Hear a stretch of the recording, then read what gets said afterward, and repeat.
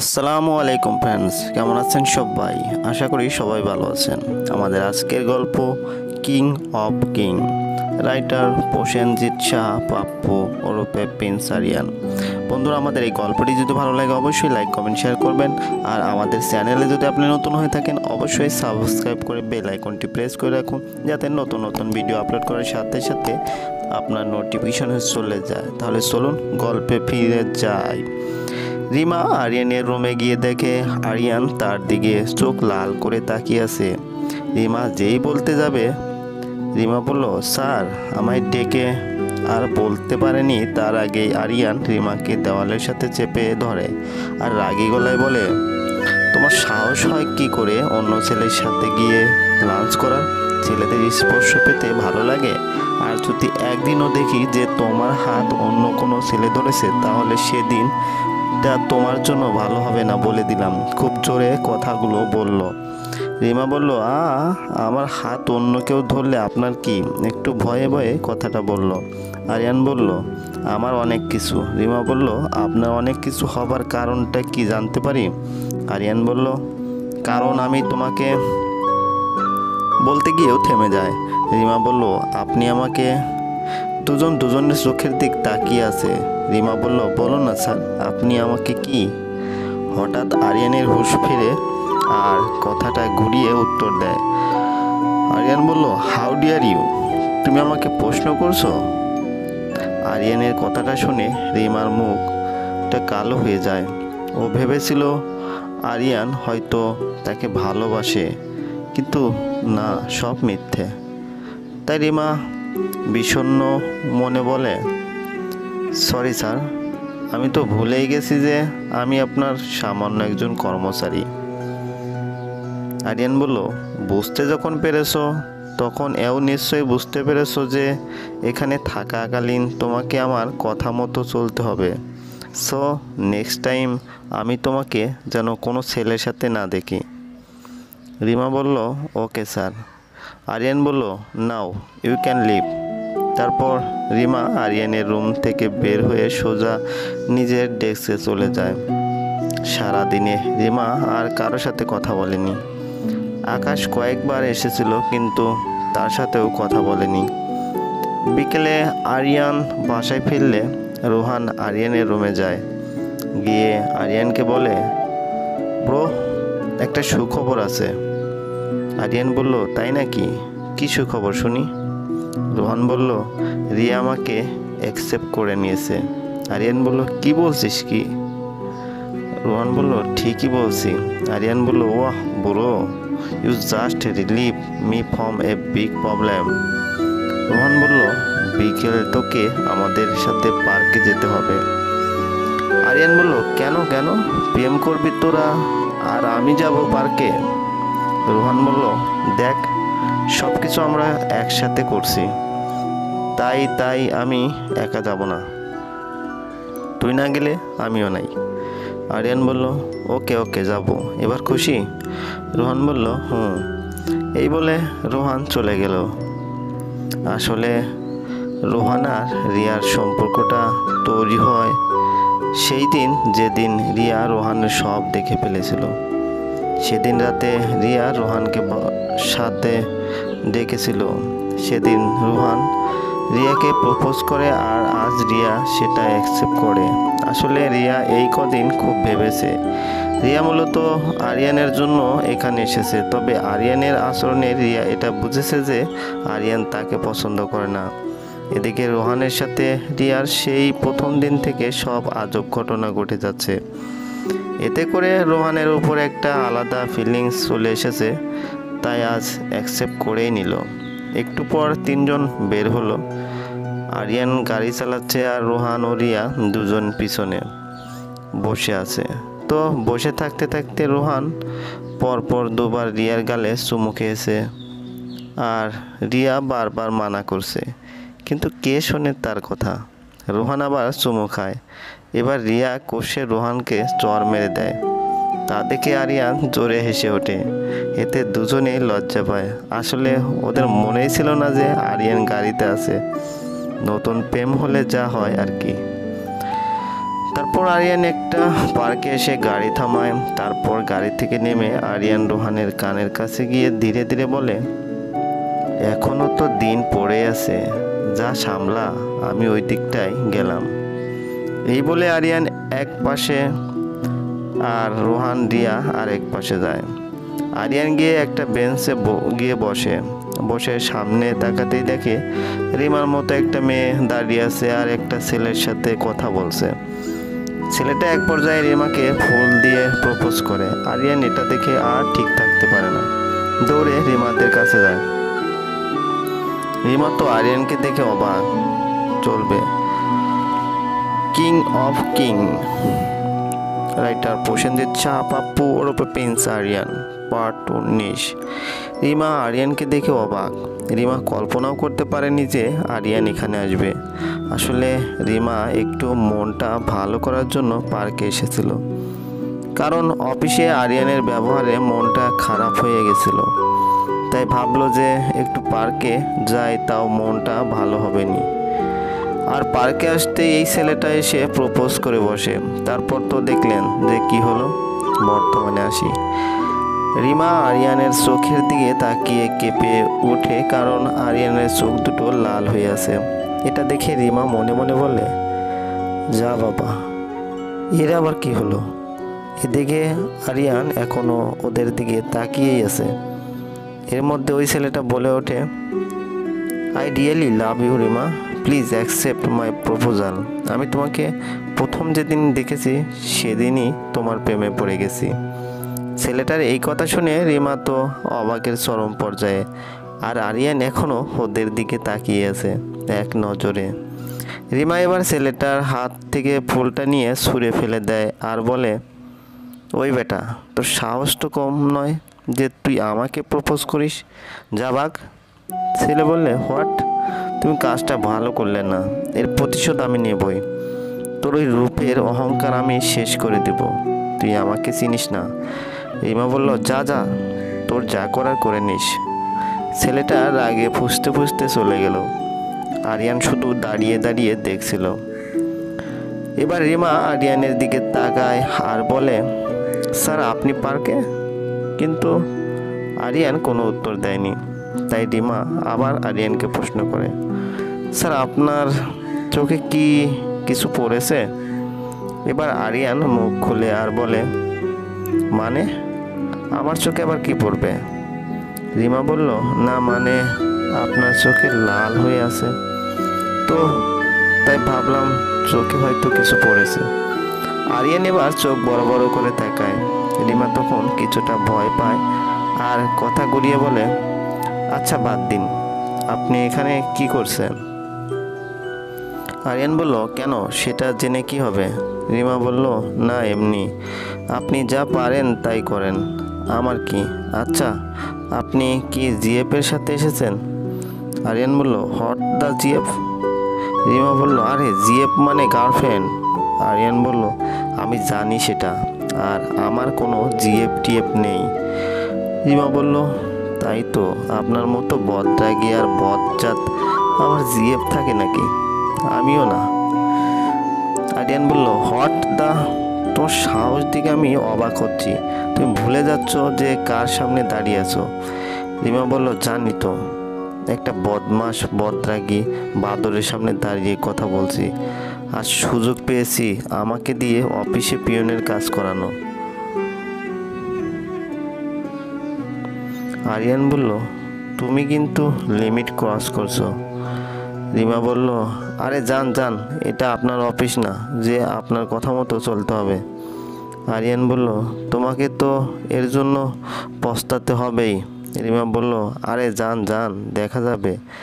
African গন্ডার কোথাকার, আপনাকে আফ্রিকান গন্ডার বললেও তাদের অপমান করা হবে, আপনি তো একটা অ্যানাকোন্ডা।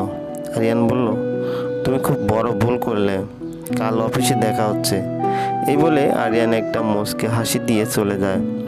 আর রিমা মনে মনে ভাবে, আমি এত কিছু বললাম আর উনি হেসে চলে গেলেন, নিশ্চয়ই ডাল মে কুছ কালা হে, আমি কি ভয় করি নাকি?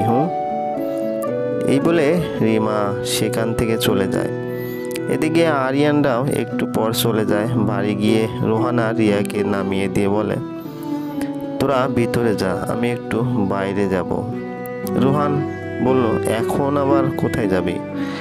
আরিয়ান বলল, একটা জরুরি কাজ সারতে হবে, একটু পরেই চলে আসব। এই বলে আরিয়ান বেরিয়ে যায়। একটু পর আরিয়ান একটা গুপ্ত জায়গায় আসে। জায়গাটা শহর থেকে একটু দূরে জঙ্গলের মধ্যে। সাধারণত এখানে কোনো মানুষ আসে না। তাহলে আরিয়ান এখানে কেন আসলো? এখানে একটা ঘরও আছে, আর আরিয়ান তার ভিতরে ঢুকে গেল। আরিয়ান ভিতরে ঢুকতেই কয়েকটা লোক এগিয়ে এলো। আরে এগুলো তো আরিয়ানের সিকিউরিটি, এরা এখানে কি করছে? আচ্ছা যাই করুক, আমরা আসতেই জানতে পারবো। তো আরিয়ান তার সিকিউরিটিকে জিজ্ঞাসা করলো, কোথায় ও?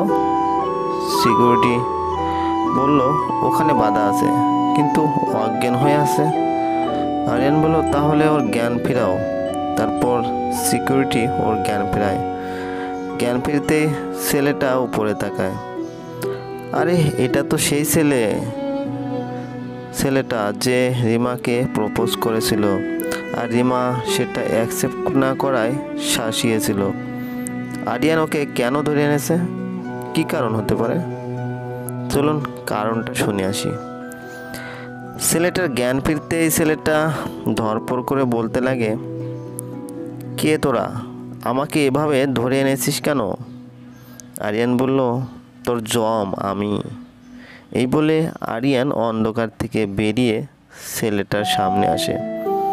ছেলেটা তখন আরিয়ানের উদ্দেশ্যে বলতে লাগে, তুই খুব বড় ভুল করে ফেলেছিস। যদি নিজের ভালো চাস তো আমাকে ছেড়ে দে, আমি তোদের ক্ষমা করে দেব। কারণ আমার বাবা যদি একবার জানতে পারে তাহলে তোদের সবাইকে শেষ করে দেবে। আরিয়ান ছেলেটার কথা শুনে খুব রেগে যায়, তাই একটা লাঠি দিয়ে গিয়ে ইচ্ছে মতো পিটায়। এক পর্যায়ে ছেলেটা নুয়ে পড়ে মাটিতে। ওই অবস্থাতেও ছেলেটা বলে, এর প্রত্যেকটা শোধ আমি নেব, শুধু আমাকে একটা কল করতে দে। আরিয়ান বলল, হা হা হা, তোর বাবাকে কল দিবি? সিকিউরিটি, ওর বাবাকে ফোন লাগাও। সাথে সাথে সিকিউরিটি ওই ছেলের বাবাকে কল দিয়ে আরিয়ানের হাতে দেয়। দুবার রিং হতে ফোন রিসিভ হয়। চলুন ফোনে কি কথা হচ্ছে শোনা যাক। ছেলের বাবা বলল, হ্যালো, কে বলছেন? আরিয়ান বলল, আমি আরিয়ান। ছেলের বাবা, কোন আরিয়ান? আরিয়ান বলল, আরিয়ান গ্রুপ অফ ইন্ডাস্ট্রিজের মালিক আরিয়ান। এটা শোনার পর ছেলেটার বাবার হাত পা কাঁপতে লাগে, কারণ আরিয়ান কতটা ডেঞ্জারাস তা সবাই ইতিমধ্যে জেনে গেছে। ছেলের বাবা বলল, স্যার, বলুন স্যার, আপনার জন্য কি করতে পারি? আরিয়ান বলল, নিজের কোম্পানি আর ছেলেকে বাঁচাতে চাইলে আপনার ছেলেকে আমার কথা মতো কাজ করতে বলুন। এই বলে আরিয়ান ফোনটা ছেলেটাকে দেয় আর কথা বলতে বলে। ছেলে বলল, হ্যালো। ছেলেটার বাবা বলল, যদি বাঁচতে চাস তো ও যা বলে তাই কর। ছেলে বলে, ঠিক আছে বাবা। ছেলেটার বাবা বলল, এবার ফোনটা ওনাকে দে। তারপর ফোনটা আরিয়ানকে দিল। আরিয়ান বলল, হ্যাঁ বলুন। ছেলেটার বাবা বলল, স্যার, ও আপনার কাছে ক্ষমা চেয়ে নেবে, তাও ওকে মারবেন না স্যার। আরিয়ান বলল, ঠিক আছে, কিন্তু এর পরের বার যদি কিছু করে তাহলে খালাস। এই বলে ফোনটা কেটে দেয়। আর সাথে সাথে ছেলেটা আরিয়ানের পা ধরে ক্ষমা চায় আর বলে, স্যার, আমি আপনার সব কথা মেনে চলবো, তাও আমায় মারবেন না প্লিজ।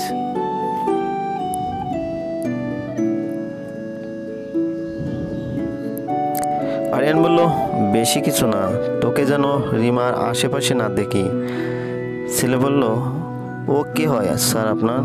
আরিয়ান বলল, আমায় কেউ প্রশ্ন করলে সেটা আমার পছন্দ না, শুধু যা বললাম তা করবি, নয়তো একেবারে খালাস। এই বলে শার্টের কলারের পিছনে রাখা সানগ্লাসটা পড়ে আরিয়ান বেরিয়ে যেতে লাগে। তবে দরজায় গিয়ে থেমে বলে ওঠে, সিকিউরিটি, ওকে চোখ বেঁধে ওর বাড়ির সামনে ফেলে দিয়ে আসো। এই বলে বেরিয়ে যায়। চলবে। King of king, writer Prosenjit Shah Pappu, part 20।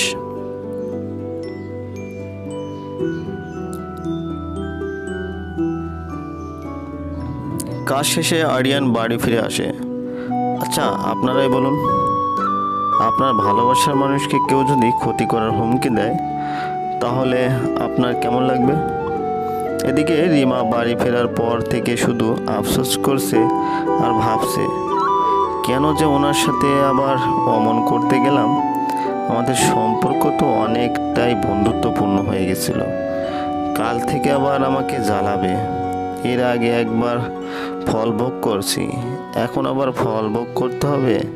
সব দোষ ওই বজ্জাত ছেলেটার। ও যদি প্রপোজ না করতো তাহলে আমার মাথাটাও গরম হতো না, আর ওনার আরিয়ানের সাথেও অমন আচরণও করতাম না। কাল যেই ওনার কাছে ক্ষমা চেয়ে নেব, নইলে আমার চাকরিটা গেছে। রিমা নিজের রুমের এ মাথা থেকে ও মাথা পায়চারি করতে করতে এসব মনে মনে ভাবছিল আর দাঁত দিয়ে নিজের নখ কাটছিল। ইন আরিয়ানস হাউস, আরিয়ান এসে নিজের রুমে ল্যাপটপ নিয়ে কাজ করছিল।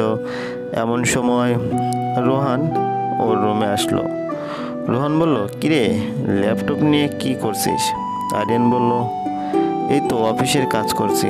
রোহান বলল, আচ্ছা, তখন কি এমন কাজ ছিল রে?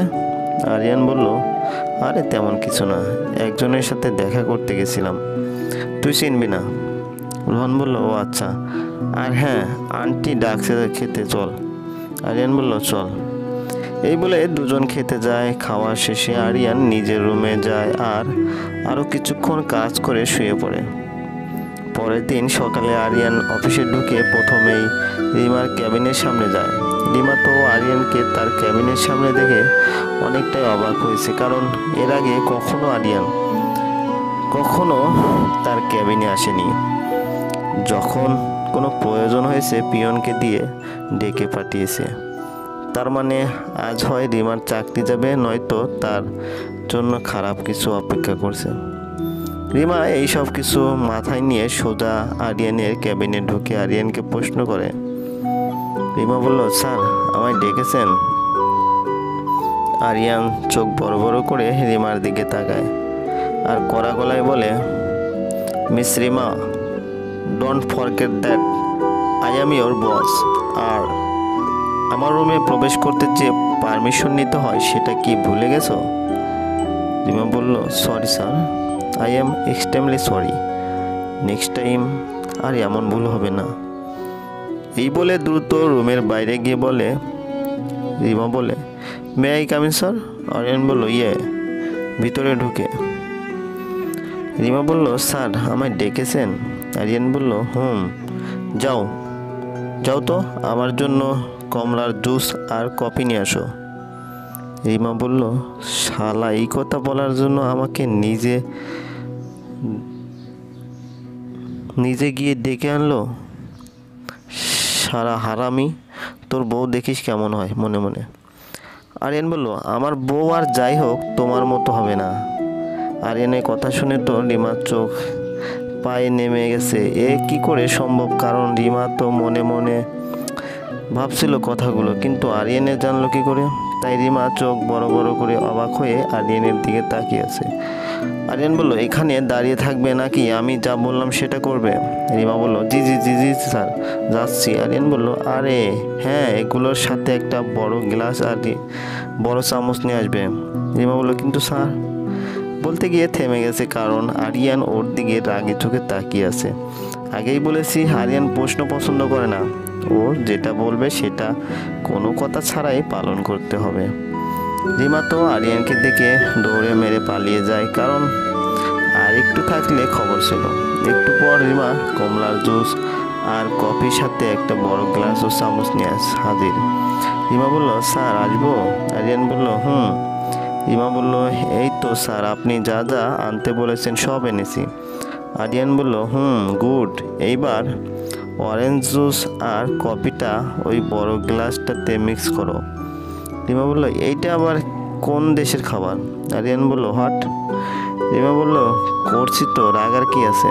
তারপর রিমা অরেঞ্জ জুস আর কফি বড় গ্লাসটাতে ঢেলে চামচ দিয়ে মিক্স করে। মিক্স শেষে রিমা বলল, স্যার, হয়ে গেছে। আরিয়ান বলল, এবার আমার কাছে ওটা নিয়ে আসো। আরিয়ানের কথা মতো রিমা ওটা আরিয়ানের কাছে নিয়ে যায়। তারপর আরিয়ান ওটা নিয়ে সোজা রিমার মাথায় ঢেলে দেয়। রিমা অবাক হয়ে চোখ বড় বড় করে আরিয়ানের দিকে তাকায়। আরিয়ান বলল, স্বাদটা কেমন বলো তো?